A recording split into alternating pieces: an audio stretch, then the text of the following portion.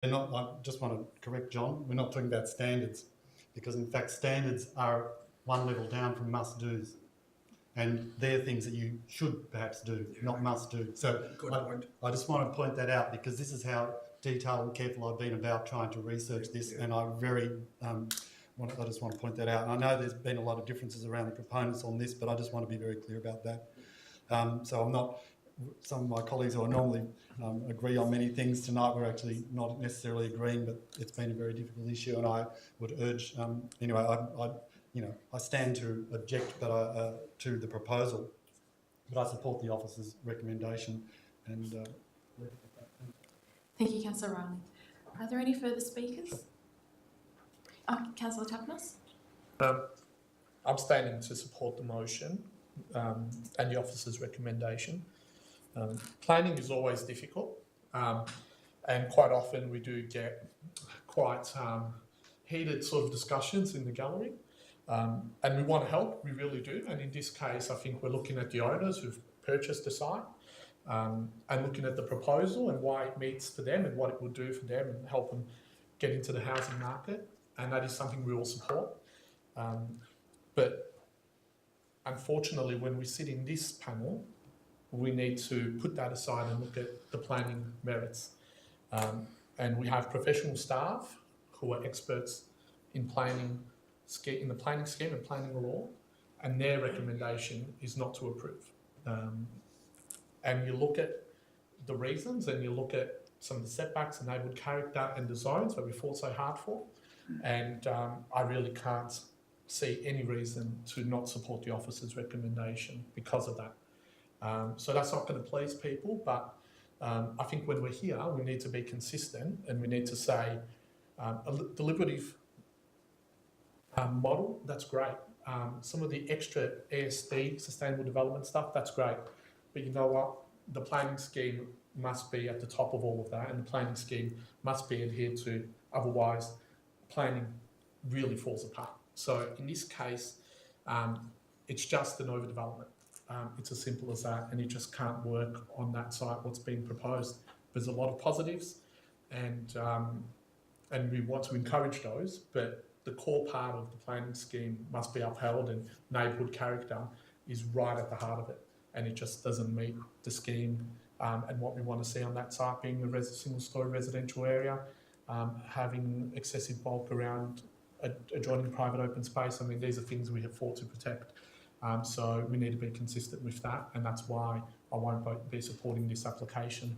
I know that there is a lot of goodwill from my fellow councillors to support this, but I would say to them, if there's something in the planning scheme, move a motion, change the planning scheme, make the planning laws to enable these developments to be approved. But in this forum, we need to be consistent, and for that reason, I would be supporting the officer's recommendation. And I also I think there's a point here to be made that I'm not sure whether we've ever sort of approved something that the officers have recommended to reject that has been such a complex development in regards to their judgment call on these matters. So I'm not comfortable to do that, because I think they're the professionals. Thank you, Councillor Tapnas. Are there any further speakers? No? In that case, I'll put Councillor Kavanagh's motion for a refusal to the vote. All those in favour? All those against? I declare that carried. And I'll now turn to the Planning Officer to outline the legal process from here. The Urban Planning Committee has resolved to issue a notice of refusal for this proposal. A copy of that will be forwarded to the applicant and also the objector. The applicant will have 60 days to lodge a review at the Victorian Civil Administrative Tribunal. Thank you. Thank you. We'll now move on to our next application this evening, DD 3917, 88 to 90 Lygon Street, Brunswick East, planning permit application MPS 2016-343. And I'll just wait for the officers to bring it up on the screen. Thanks.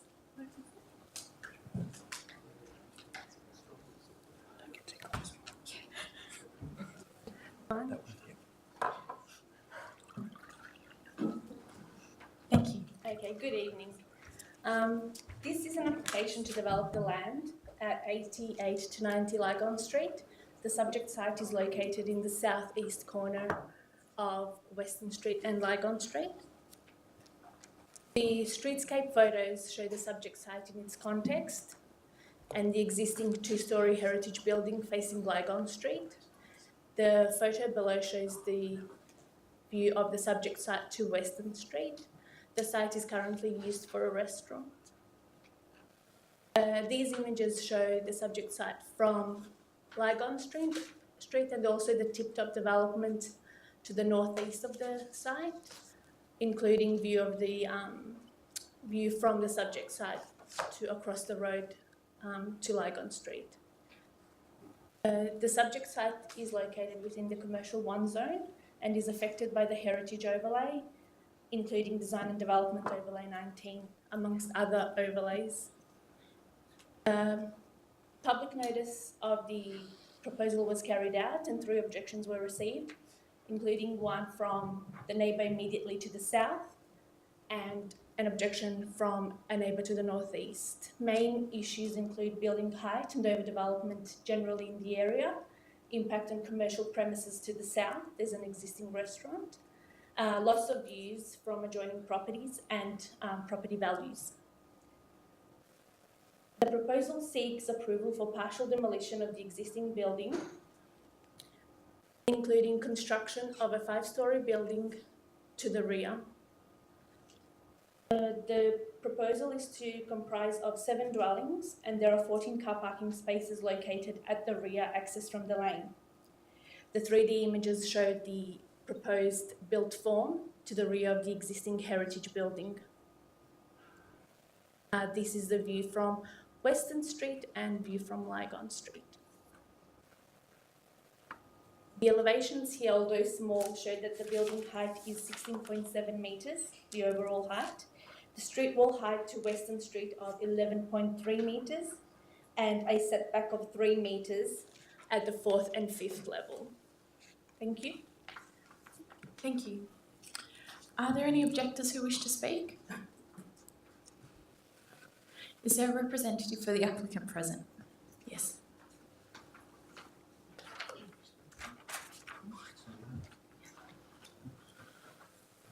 Good evening. My name is Ilaria. I'm from MAP Architecture and I'm representing the applicant. The site is located in the Brunswick Activity Centre on the southeast corner of Lygon Street and Western Street. And even though the address is 8890 Lygon Street, the proposed building develops only to the rear of the subject land. The pedestrian access is from Western Street and the laneway at the rear allows vehicle access to the car parking. This arrangement has 2 significant implications.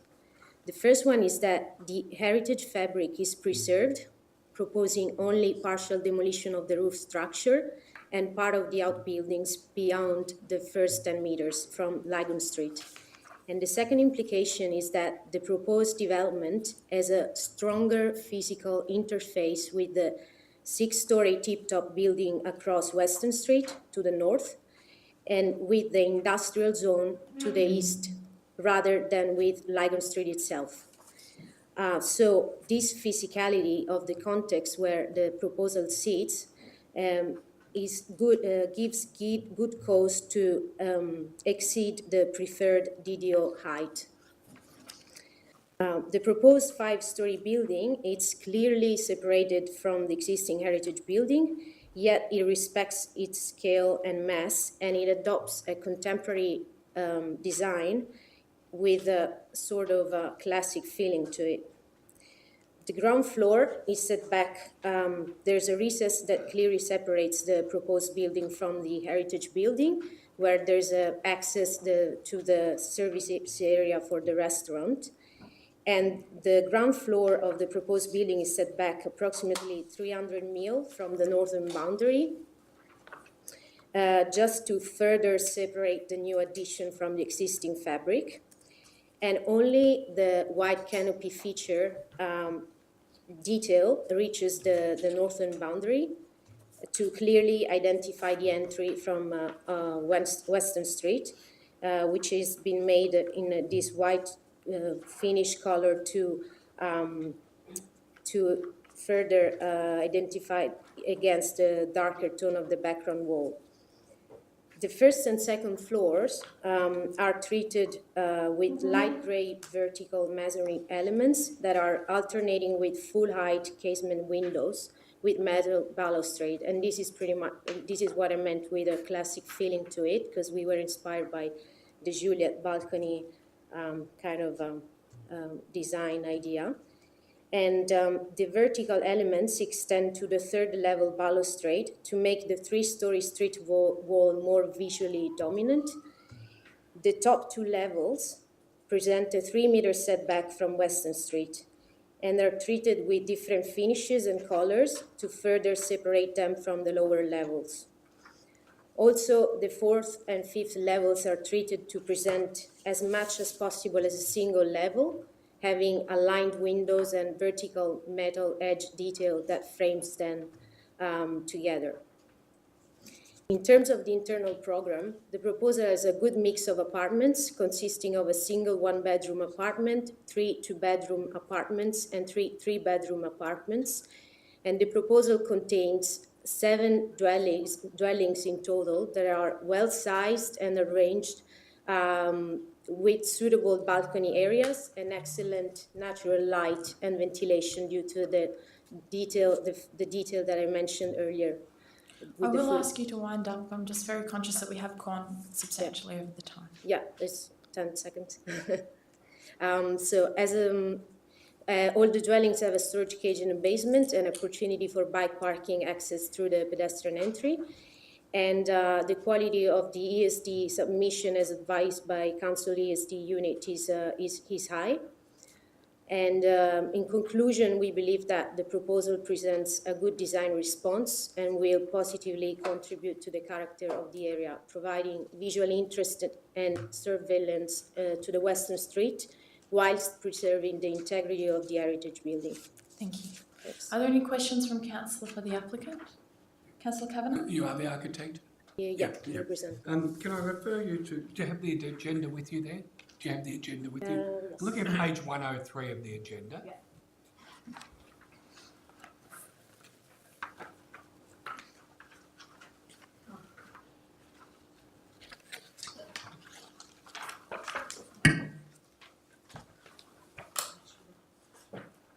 Sorry, 103, I don't have it. Yeah. Here it is, yeah. Yeah. I'm just looking at that image on the bottom there, the second, the one on the left-hand side. And I noticed some of your comments mentioned the heritage fabric being preserved. I know you're talking about the front end of the building. A stronger physical interface, contemporary design, classic feeling, and even the Juliet balcony. Tell me if I'm a heathen, but that looks very brutal to me. Am I right or am I wrong? Well, I guess that when it's about the look of a building, it's very subjective in a way. Yes, but, it is, yes. It's, I guess that the presence of a measuring component and the vertical treatment of the facade, they were also, I mean, this is something we discussed and worked on with council advisor as well. And there's, I think it's refining the detail of the facade. Maybe it's not very visible because this is a small image, but the actual detail of these masonry elements and the fact that the full height windows, you almost can't distinguish where the balcony are and where the windows are. I think it gives it pretty elegant. Yeah. And as an architect, you're happy with the colours?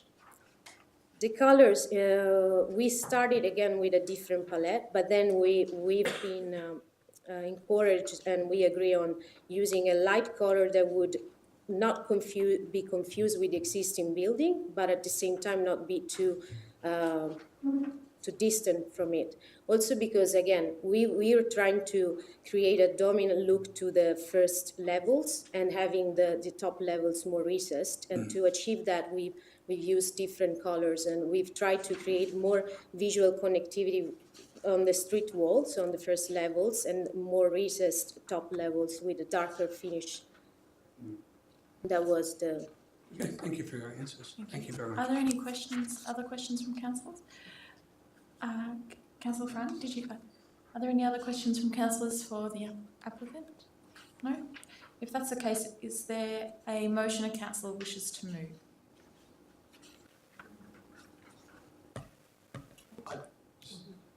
Can I just say something? Is it in response to Councillor Kavanagh's question or? No.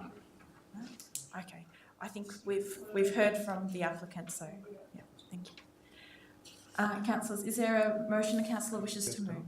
I don't object though. No, there was no objectors. No. I'll move the officer's recommendation. Yeah, I'll second that. Yep, okay, so Councillor Farney to move the officer's recommendation and Councillor Carly Hannon to second. Councillor Farney, do you wish to speak to that? Very briefly, do you mind if I grab that agenda? Look, I tend to concur with Councillor Kavanagh's comments regarding it sort of paying homage to the heritage of the area, but that's subjective, as you've said. Okay, I'll acknowledge that. But on planning grounds, I think this typically stacks up, and the council officer's recommendation endorses a notice to grant a decision to grant a permit for this particular site. There is other development in the area, including Tip Top, and that particular site with good public transport access, including Lygon Street, and amenities in the area, shopping, parks and the like, is an appropriate position for this type of development in that area. So on planning grounds, I'm happy to endorse the officer's recommendation. Thank you, Councillor Farney. Councillor Carly Hannon, do you wish to speak? Are there any further speakers from Councillor Martin and Councillor Bolton? Councillor Bolton, do you wish to go first? Either way. Okay, I saw Councillor Martin's hand, so Councillor Martin. So I wish to speak against the officer's recommendation, and I'll foreshadow as well that I'd like to move an alternative motion, and that is for refusal, noting that the development is, exceeds the DDO by a few metres. So it's, I think the building we've got here at 16.7, it's much higher than what the DDO specifies. I also think that the three-storey street wall at the back provides inappropriate transition, and also I have some issues with the rear setback. So I'd just like to flag that I'll move the alternative motion should the officer recommendation not get up. Thank you, Councillor Martin. So we've got a foreshadowed motion for a refusal. Councillor Bolton. Yes, I would like to oppose this motion, and I would certainly support a refusal motion. I feel that if councillors are consistent in their arguments and their votes, councillors who voted in favour of refusing the previous decision that we've just made now on 1 Davison Street would also vote against this proposal if people are consistent. And I think the reason for that is, in particular, the height. I mean, there's some other factors that Councillor Martin pointed to, but I think particularly the height, because this is, there was extensive consultation around the Brunswick structure plan, extensive public consultation that council carried out. Council asked the Minister for mandatory height limits, and this is over the height limit. Now, I probably might not have a problem with this development if it was at the height limit, but I feel that we basically make a mockery of ourselves if we go to public consultation, we make a decision of what the preferred heights are, and then we wave through planning applications above the height limit. And I think I think it creates a sense of distrust amongst residents in how genuine that council is about height limits. So I think we should be rejecting this application. Thank you, Councillor Bolton. Is there any further discussion from councillors? No. In that case, I'll put Councillor Farney's motion supporting the officer's recommendation to grant the application to the vote. All those in favour? All those against? I declare that lost. For the foreshadow motion? Yep. Yep. So do we have? I'll second. Do we need a foreshadow motion?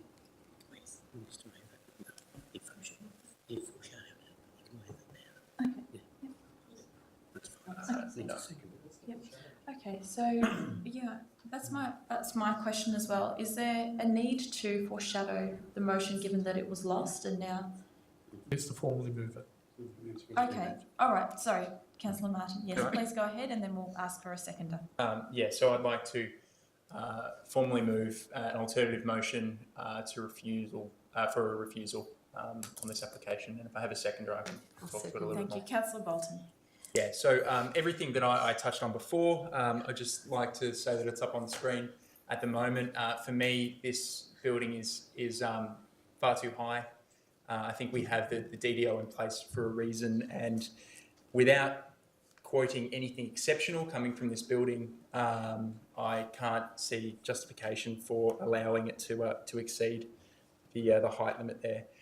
Also, in the alternative motion, it has stating that the proposed three-storey street wall to Western Street will not provide the appropriate transition between the two-storey heritage building and the new development, and also that the reduced setback on the fourth and fifth storey from 7 metres to 3 metres does not ensure that the street wall remains the visually dominant element in Western Street. Thank you, Councillor Martin. Councillor Bolton, do you wish I to won't speak just yet. Is there any further discussion from councillors? Councillor Tapanos and then Councillor Kavanagh. I mean, I'm going to speak against, because I obviously supported the proposal, and I'm just wondering, I mean, we talk about some of the heights, and we've always ran a campaign about the mandatory element of the heights, but that's not applicable here. It's a discretionary level. The setbacks, at least from Lygon Street, seem to be adequate within the DDO. We're talking about 3 metres or so.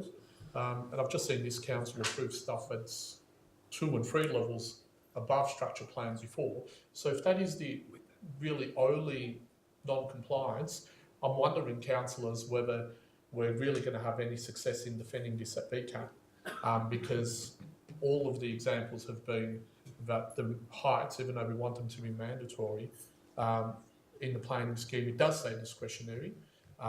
And VCAT does have a history of approving them. So I'm wondering whether we're just going through the processes, what the likelihood of this actually not going ahead is at VCAT, because if that is the only non-compliance, I think it's a very weak point.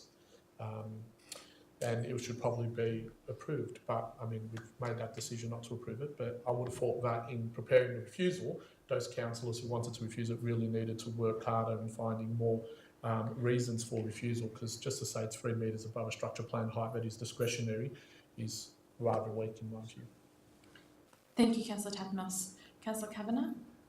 Yes, I'll be voting against the refusal because I do believe that we can condition this to reach within the structure plan height, and that's what my other motion will be if this is if the refusal goes down. So that's a foreshadowed motion? That's a foreshadow motion of a conditioned approval with the deletion of a story. Okay.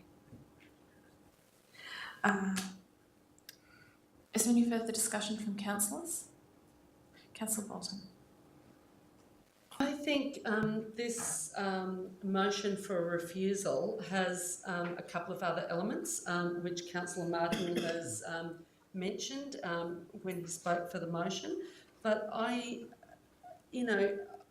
think, Councillor Tapanos, you need to think about what preferred heights really mean. If we know that a lot of developments that come through this committee, the justification for being above the height limit is something else being above the height limit, and so then you end up with a whole area which is well above the height limit that residents have called on council to make. And we know there's been extensive consultation, and maybe you think consultation with the public doesn't really mean very much, but I think it means a hell of a lot. And I think the height limits, there has been a big battle. Sorry, just to point out, I don't think that's correct, or Councillor Tapanos, I don't think that's probably verging on not appropriate in this forum, but continue. I'll withdraw that comment, but I'd say that Brunswick residents have been through, in particular Brunswick residents, a hell of a battle to win some height controls in the Brunswick Activity Centre. And I think we need, now they didn't get everything they wanted from council, so I think we need to try and protect what was won through council as a result of those residents' campaigns. Thank you, Councillor Bolton. Is there any further discussion from councillors? No? In that case, I'll put Councillor Martin's motion to the vote. All those in favour? All those against? I declare that carried. We'll now turn to the planning officer to outline the process from here. Sorry, I didn't understand whether that was So- supported or refused. No, it's refused. It was refused. Okay, thank you. Thanks for clarifying that. That's okay. In that case, the Urban Planning Committee has decided to issue a notice of refusal for the proposed development, subject to the recommendations shown on the screen. Following the issue of the refusal to grant a planning permit, both the applicant and the objector parties will receive a copy of the notice. The applicant will have 60 days to appeal that decision at the Victorian Supreme Court. Thank you. We'll now move on to our final application for this evening, DED 4017, 55 to 63 Nicholson Street, Brunswick East, planning permit application MPS 2016-398.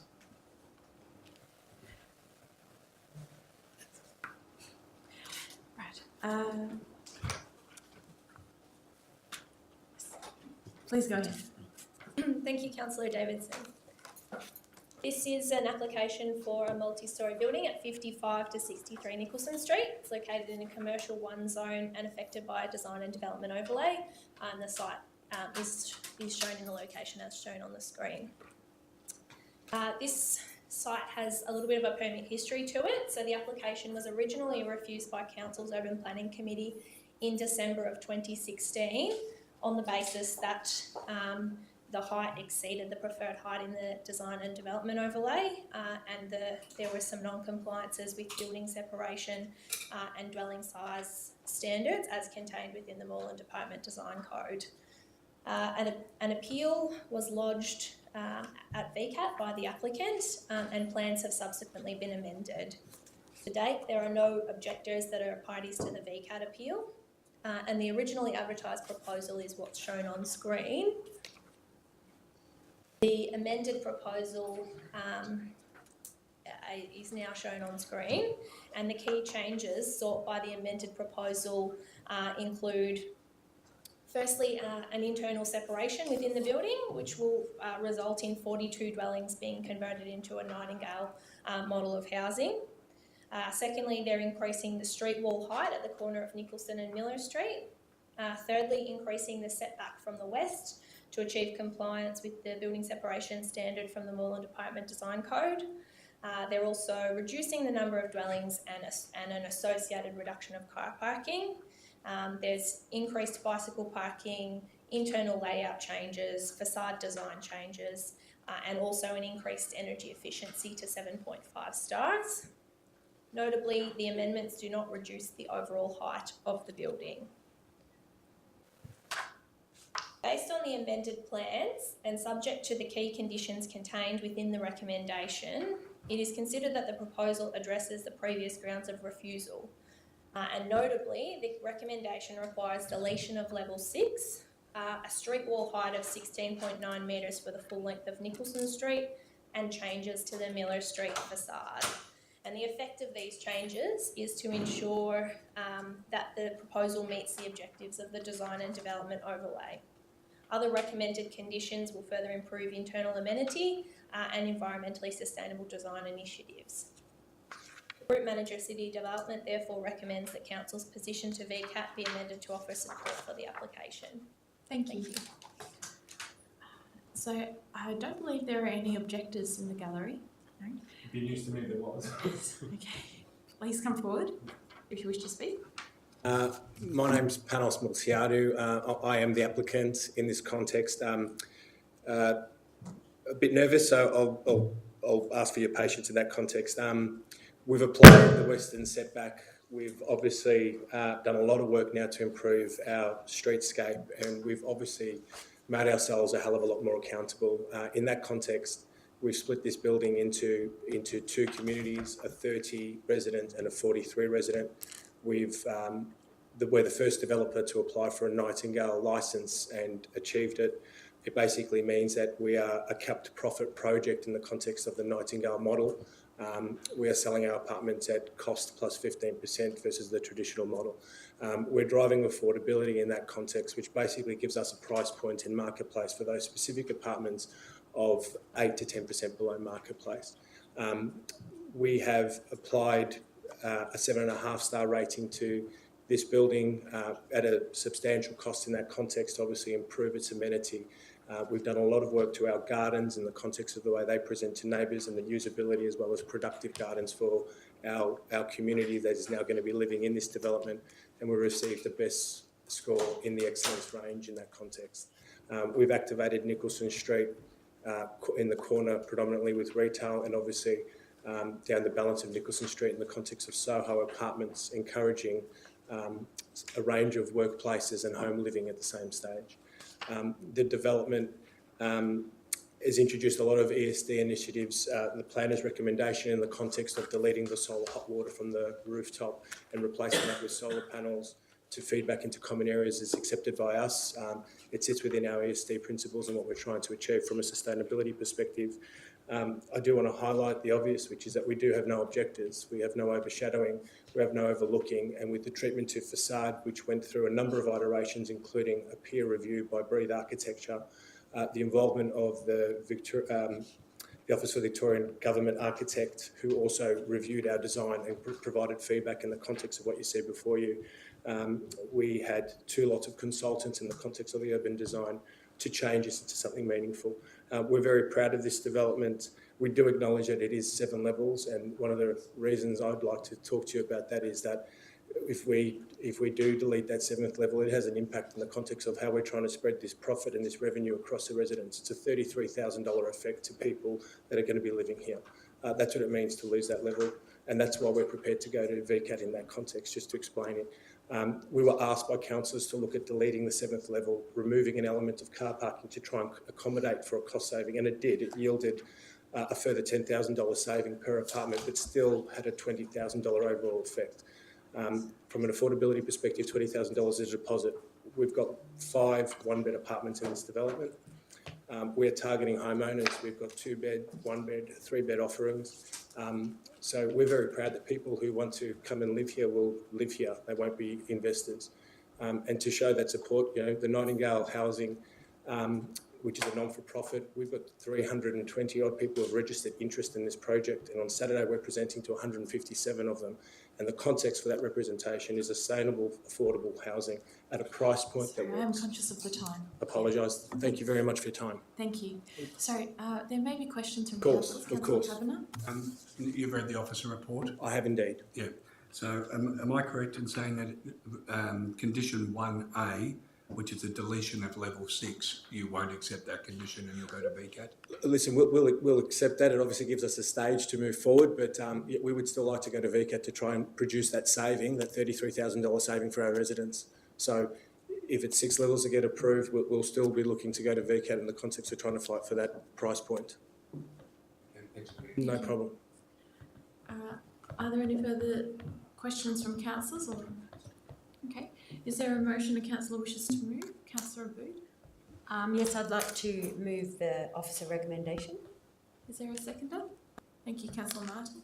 Councillor Abood, do you wish to speak to it? Yep. So, as you'll remember, this was rejected back when. Yeah, and I think that what you've done is admirable.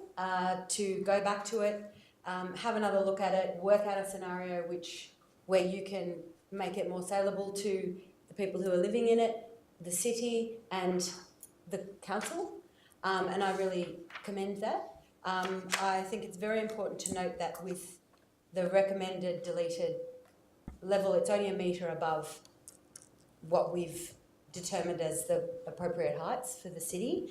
So I hope that that's what we end up seeing. And yeah, I just want to commend you on your your approach since it was rejected and what you guys have gone back and done. Thank you, Councillor Abood. Councillor Martin? Thank you. Yeah, I rise to support the officer's recommendations on this one.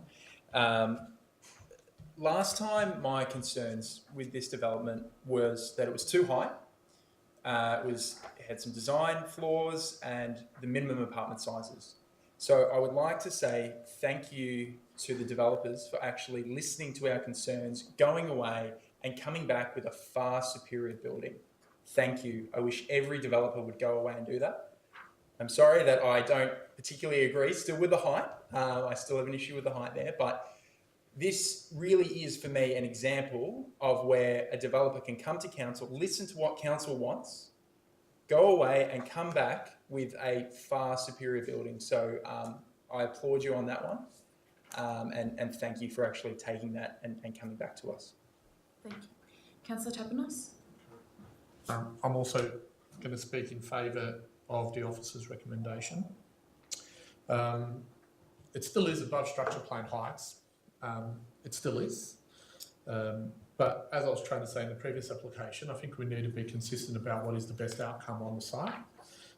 So I'm being consistent in my view, but I think that this is a good compromise, and 1 or 1 and a bit metre or 1 and a whatever the rooftop garden will entail is something that I think is acceptable.